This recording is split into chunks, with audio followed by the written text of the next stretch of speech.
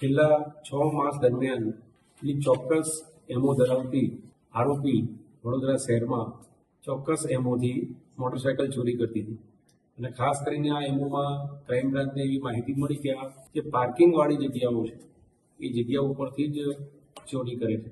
આ પાર્કિંગવાળી જગ્યાઓનો અભ્યાસ કરતા મહદઅંશે એસએસજી હોસ્પિટલના પાર્કિંગ એરિયા તેમજ જુદા જુદા શહેરના કોમ્પ્લેક્સના પાર્કિંગમાંથી ચોરી થયેલ હોવાનું ફલિત થયેલ. કુલ 14 મોટરસાયકલ ચોરીનો ભેદ ઉકેલાયો છે. આજે 2 આરોપીઓની ક્રાઇમ બ્રાન્ચે ધરપકડ કરેલી છે.